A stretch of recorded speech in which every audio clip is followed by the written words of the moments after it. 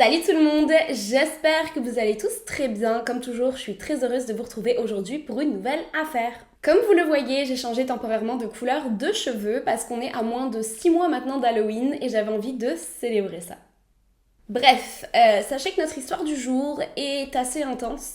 Elle peut contenir des détails qui peuvent être très perturbants pour certaines personnes et contient notamment de la violence envers des enfants. Donc je préfère vous le dire, si c'est quelque chose qui vous perturbe, de peut-être passer votre chemin sur cette vidéo.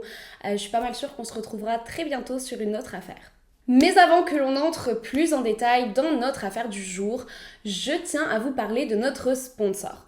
Notre sponsor du jour n'est autre que Babbel et je suis ravie de travailler avec eux car j'utilise moi-même Babbel déjà depuis un petit moment pour apprendre le portugais et pour la première fois, car c'est pas la première fois que j'essaye d'apprendre le portugais, mais pour la première fois j'ai l'impression grâce à Babbel que mon cerveau est capable d'enregistrer des choses et je vois enfin une évolution dans mon apprentissage. Non, je ne vous ferai pas de démo de mon merveilleux portugais, n'insistez pas. Bref, vous l'aurez compris, Babbel est donc un site vous permettant d'apprendre une langue tout en vous amusant et de façon extrêmement ludique. Peu importe la raison qui vous amène aujourd'hui à apprendre une nouvelle langue. Ça peut très bien être de nouveaux amis rencontrés en ligne et venant d'un autre pays, ou encore pour vous préparer à un voyage à l'étranger, ou tout simplement pour le plaisir d'enrichir vos connaissances. Babbel ne fait pas que vous apprendre quelques mots par-ci par-là, mais vous permet d'être capable de communiquer grâce à des phrases entières et un vocabulaire riche et large. Babbel vous donne la possibilité d'apprendre aux côtés de plus de 150 professeurs de langue, aussi bien grâce à des podcasts, des cours en ligne, des jeux ou même des magazines. Ce qui est très intéressant aussi et qui m'a personnellement énormément aidé à apprendre plus rapidement, c'est le fait que les leçons ne sont pas trop longues. Vous le savez, j'en ai déjà parlé, j'ai des troubles de l'attention et au bout de 20 à 30 minutes, je décroche complètement. 30 minutes, c'est le max. Donc les leçons sont dans les alentours de 10 à 15 minutes, ce qui est finalement le temps parfait, je trouve, pour être capable d'apprendre et d'imprégner des informations. Car après ça, effectivement, c'est parfois trop d'informations d'un coup et on perd un petit peu le fil. Commencez donc dès aujourd'hui à utiliser Babbel et choisissez parmi 14 langages différents.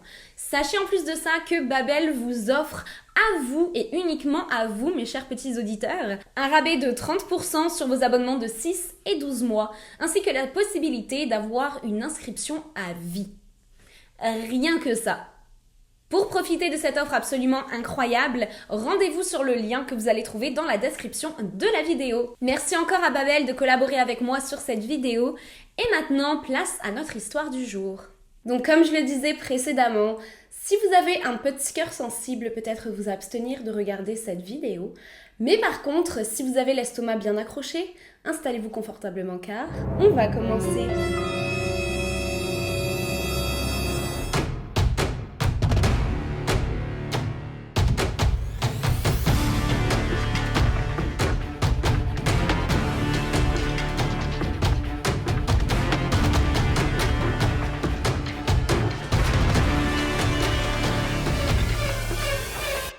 Pour notre histoire du jour, on va remonter un petit peu le temps en direction de la fin des années 80 et on va s'envoler en direction des États-Unis. Et oui, on y revient toujours.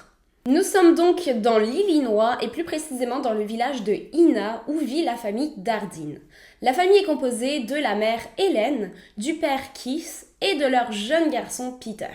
Nous sommes en 1986 et la famille Dardine emménage tout juste à Ina dans un mobil-home situé au bord d'une autoroute. L'installation de la famille Dardine dans ce village est due à l'emploi du père de famille Keith. Ce dernier est un opérateur de station d'épuration qui se voit en 1986 offrir un job dans la station d'épuration du lac Rand, qui est un lac de plus de 20 km de long traversant l'Illinois. Hélène, de son côté, travaille dans un magasin de fournitures de bureau. Et en plus de leur job à plein temps, le couple est très engagé dans l'église baptiste du village où ils passent une grande partie de leur temps à travailler notamment sur la partie musicale des sermons du dimanche. Hélène, de son côté, joue du piano et Keith se trouve au chant. Bref, les Dardine se trouvent être une famille heureuse, soudée et extrêmement aimée dans leur nouvelle communauté. Et en 1987, Hélène apprend être enceinte de nouveau. Keith, tout comme elle, est absolument ravi de cette nouvelle et le couple savent déjà que le futur enfant s'appellera dépendamment de son sexe, soit Kazé, soit Yann. Le couple commence déjà à faire plein de plans sur la comète et réalise que le mobil-home où ils vivent actuellement ne comprend que 2 chambres, ce qui risque d'être un petit peu juste avec l'arrivée du nouvel enfant. Ils comprennent donc qu'ils n'auront forcément pas le choix et devront se résoudre à vendre leur mobil-home pour peut-être emménager dans un logement un peu plus grand. Le couple envisage même peut-être de déménager dans une toute autre ville, car d'après Kiss, le quartier où ils vivent actuellement devient de plus en plus dangereux et n'est donc pas l'idéal pour élever des enfants. Ina est un tout petit village, vraiment tout petit. Pour vous donner une idée, en 1980, le village ne compte que 460 habitants, contre 489 habitants en 1990. Mais malgré son taux de population qui est très bas, de très nombreux actes de violence commencent à voir le jour et le nombre d'homicides dans les environs était à ce moment-là en hausse. En seulement 2 ans, ce sont pas moins de 10 meurtres qui vont avoir lieu dans les alentours de chez les Dardine, dont celui d'une enfant de 10 ans, ainsi que le massacre de toute une famille commis par Thomas Odell, un adolescent de 18 ans. Il s'agissait d'ailleurs de sa propre famille. D'après les habitants, une secte satanique s'étant installée dans les alentours de Ina se trouve être derrière tous ces massacres.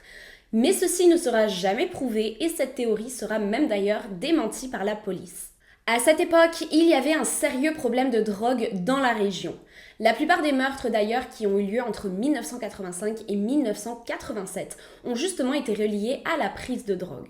Soit le tueur était sous l'emprise de substances, soit il s'agissait d'un règlement de compte lors d'un trafic de stupéfiants. Avec tout cela, les Dardine, et notamment Kiss, décident donc qu'il sera mieux pour eux d'aller s'installer dans une ville où ils se sentiront plus en sécurité.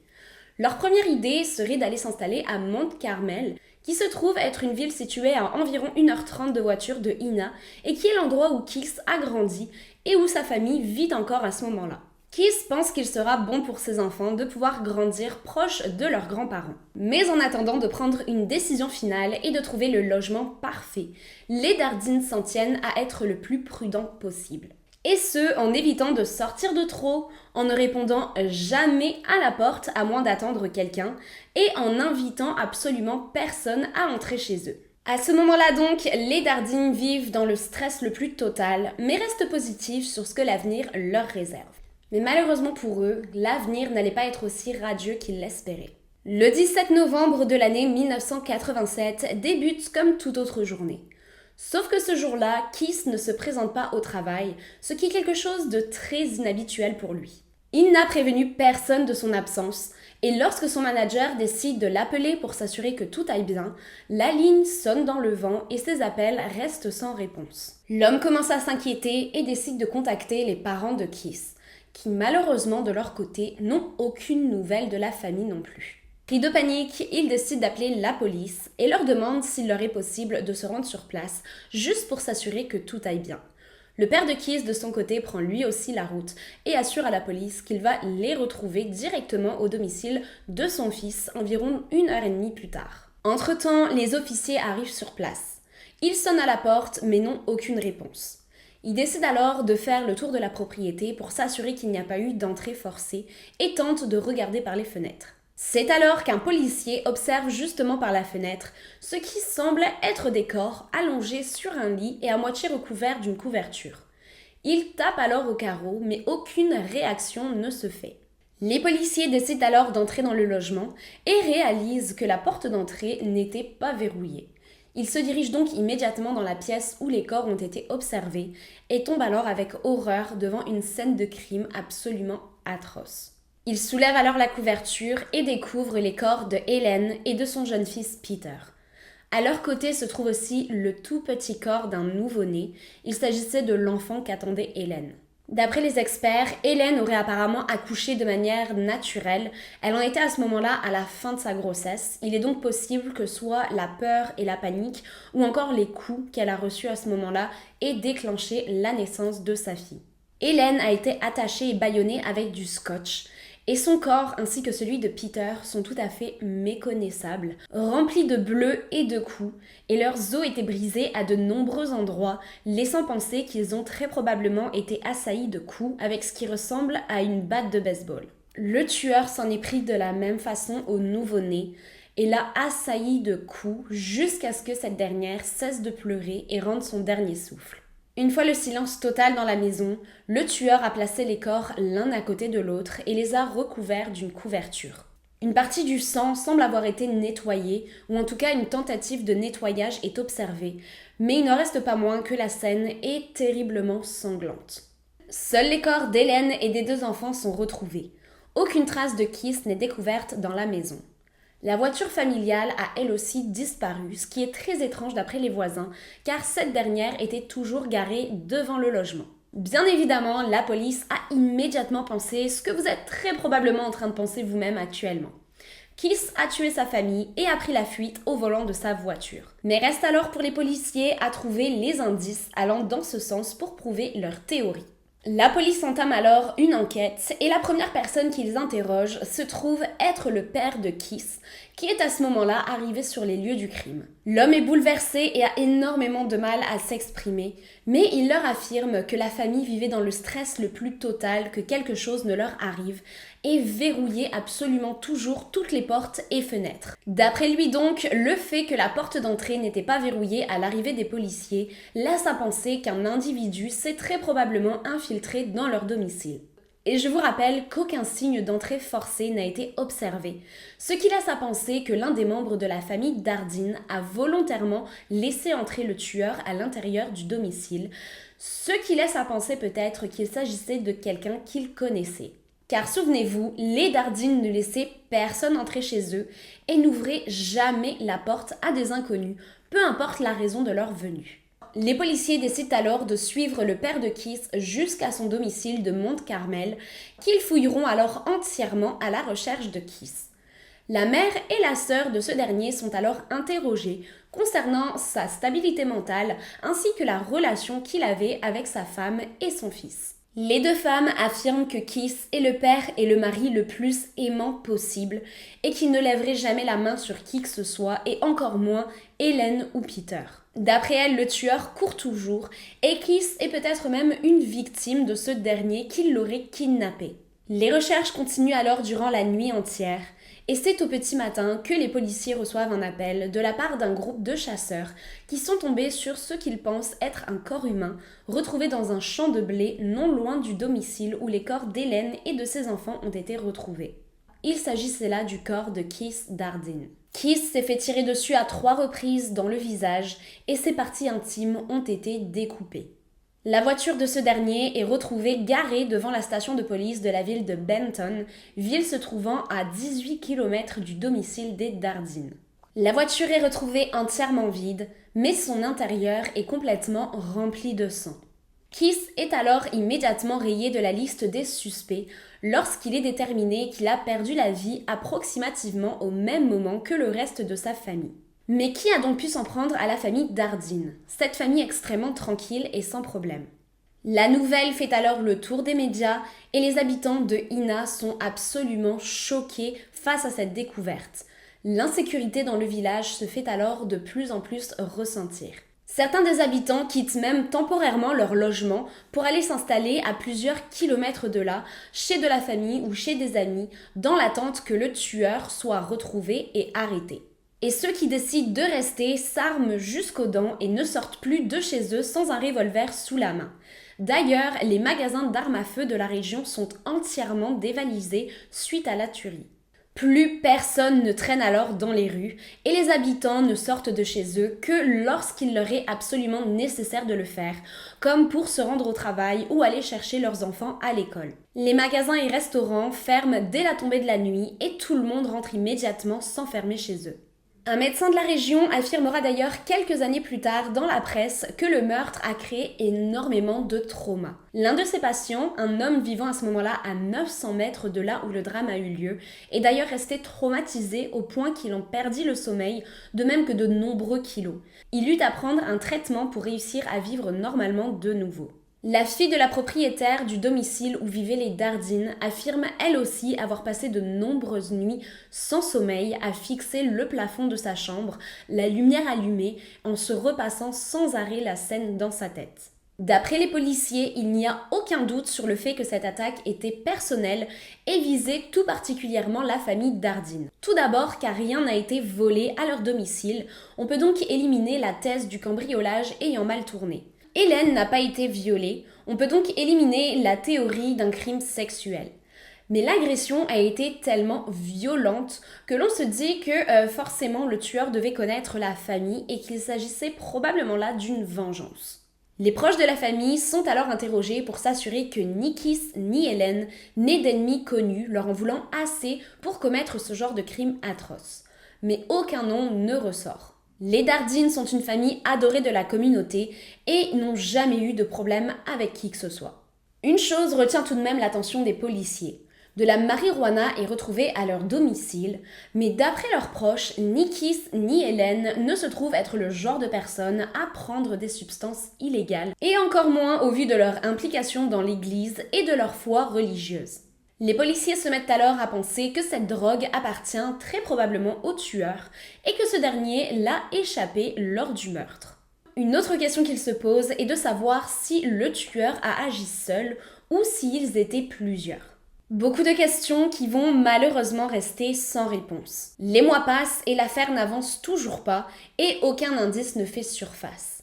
Petit à petit, les policiers cessent leurs recherches et l'affaire tombe tout doucement dans l'oubli. Ou presque en tout cas, car une personne est bien déterminée à faire en sorte que personne n'oublie ce qui s'est passé. La mère de Keith. Elle tente alors de contacter tous les médias pour attirer de nouveau l'attention sur l'affaire et essaiera même de participer au show de Oprah Winfrey, qui est le show le plus regardé aux États-Unis, mais se fera malheureusement refuser du fait que l'attaque sur sa famille a été bien trop brutale pour apparaître à la télévision et pourrait donc choquer les téléspectateurs. Elle se voit ensuite redirigée vers une émission de faits divers, qui auront eux aussi la même réaction que les producteurs d'Oprah Winfrey. Petite parenthèse, mais mettez-vous à sa place 2 secondes. Imaginez-vous, votre fils et toute sa famille viennent d'être massacrés de la façon la plus atroce possible. La police est en train de baisser les bras et ne recherche même plus le tueur, qui d'ailleurs court toujours dans la nature et pourra peut-être recommencer très bientôt. Et en plus de cela, même les médias vous rejettent car l'affaire est trop brutale. C'est brutal, oui, mais le seul moyen de faire en sorte que ce genre de choses ne se reproduisent pas, c'est d'arrêter le coupable et pour cela, il faut en parler. Il faut en parler le plus possible pour récolter le plus d'indices possible, retrouver l'identité de celui qui a fait ça et pouvoir rétablir une certaine stabilité mentale pour la famille des victimes, mais aussi tous les habitants de la ville de Ina qui à ce moment-là vivent dans l'angoisse la plus totale. Bref, finalement, l'émission de faits divers finit par changer d'avis et contacte de nouveau la mère de Keith pour l'interviewer. L'émission passe alors à l'antenne en 1998, soit plus de 10 ans après les faits, mais tristement, aucune information supplémentaire ne ressortira de cette émission et l'enquête reste alors au même point. Mais en 1999, un tueur en série du nom de Angel Maturino Resendiz se voit arrêté après s'être rendu de lui-même à la police. Il confie alors avoir vécu tel un vagabond durant plusieurs années et s'être infiltré illégalement dans des trains, allant de ville en ville et tuant sur son passage des inconnus en les battant à mort. L'homme étant passé à l'époque dans l'Illinois, les autorités se disent qu'il y a la possibilité qu'ils aient leur coupable sous la main et qu'il s'agisse du tueur de la famille Dardine. Mais il sera prouvé qu'il n'est pas le coupable derrière le crime, tout d'abord dû à son mode opératoire qui est absolument différent de la manière dont les Dardine ont été assassinés, mais aussi à sa localisation exacte au moment des faits qui ne correspondait pas avec la localisation du domicile des Dardine. Retour donc à la case départ pour les policiers, mais très rapidement une autre piste croise leur route. Quelques mois plus tard, Tommy Lynn Sells, un tueur en série, est arrêté pour avoir tranché la gorge de 2 fillettes au Texas. L'une des 2 fillettes a survécu et aidera la police à remonter jusqu'à Tommy. Durant son procès, le tueur affirmera ne pas en être à son premier meurtre, mais en avoir déjà commis plus de 70, dont celui de la famille Dardine qu'il mentionnera lui-même. Je vais juste vous faire un petit résumé de la vie de Tommy pour vous donner une idée de qui il est. Donc Tommy a toujours eu une enfance très difficile, comme la plupart des tueurs en série, on va pas se mentir. Dès ses premiers mois de vie, sa sœur jumelle et lui se voient atteints de méningite spinale, et même s'il s'en remettra plutôt bien, Malheureusement, sa sœur perdra la vie alors qu'elle n'était encore qu'un bébé. Les parents de Tommy ne s'occupent aucunement de lui et ne prennent même pas la peine de l'inscrire à l'école. Alors qu'il n'a que 7 ans et qu'il vagabonde dans les rues, il fait la rencontre d'un homme qui décide de le prendre sous son aile et de l'accueillir chez lui. Ce que personne ne savait, c'est que cet homme était un pédophile. À l'âge de 10 ans, Tommy, qui ne va toujours pas à l'école, traîne la plupart du temps dans la rue et consomme de l'alcool et des drogues sur une base régulière. Il s'enfuit alors de sa ville d'origine à l'âge de 13 ans et voyage de ville en ville en faisant du stop ou en prenant le train illégalement. Sur son chemin, il s'attaque alors à plusieurs personnes et les agresse violemment, mais c'est à l'âge de 16 ans qu'il tue sa première victime. S'ensuit alors une vie de délinquance et de violence jusqu'à son arrestation en 1999. Il est alors questionné suite à son aveu concernant le meurtre des Dardine, mais sa version des faits ne cesse de changer à chaque fois qu'il la répète. Premièrement, il affirme avoir rencontré Kiss pour la première fois sur un parking réservé aux camionneurs. Puis il change complètement de version et confie l'avoir rencontré dans une salle de billard. Il explique ensuite avoir été invité par Kiss à passer la soirée à son domicile autour d'un bon dîner et que ce dernier lui aurait ensuite proposé de faire un plan à 3 avec sa femme. Ce que la mère de Kiss contredira à plusieurs reprises, affirmant que Kiss ne mettrait jamais sa famille en danger de la sorte en invitant un inconnu à venir passer la soirée chez eux alors qu'il n'ouvrait même pas la porte au facteur de peur qu'il ne lui arrive quelque chose. Lorsque des questions plus précises sur le meurtre lui sont posées, telles que la position dans laquelle les corps ont été laissés, il se trompe, et le seul et unique détail qu'il est capable de donner correctement se trouve être des détails ayant été partagés dans les médias et étant donc accessibles à n'importe qui. Et même si jusqu'en 2010, Tommy continue d'affirmer être le responsable, la police ne sera jamais capable de le lier au meurtre de par le manque d'évidence, mais aussi toutes les incohérences dans son discours concernant l'affaire. De plus, malgré le fait que Tommy affirme avoir tué plus de 70 personnes, il ne sera réellement lié qu'à un seul et unique meurtre, celui de la jeune fille à qui il a tranché la gorge. Et au vu de la manière dont il a été mauvais pour masquer ses traces sur ce crime, la police doute très fortement qu'il ait été impliqué dans plus de meurtres que celui-ci et pense qu'il ne s'approprie ces meurtres et prétend avoir tué autant de personnes tout simplement pour faire parler de lui. Tommy Lee Insel est condamné à la peine de mort et sera exécuté le 4 avril 2014. Il ne sera donc jamais officiellement relié au meurtre de la famille Dardine, et même si certains pensent qu'il est le coupable, nombreux restent persuadés que le tueur court toujours et est peut-être toujours à ce jour en liberté. Ce qui est arrivé à Keith, Helen, Peter et leur nouveau-né reste donc toujours un mystère total à ce jour et aucun coupable n'a été arrêté pour cela. Durant des années, entre le moment où Tommy a été arrêté et le moment où il a été exécuté, la mère de Keith n'a cessé de supplier la police de la laisser s'entretenir avec lui. Elle voulait en apprendre plus pour savoir ce qu'il s'est effectivement passé ce jour-là et savoir s'il allait de lui-même lui avouer les yeux dans les yeux avoir tué son fils et toute sa famille. Mais malheureusement, cette demande lui sera rejetée.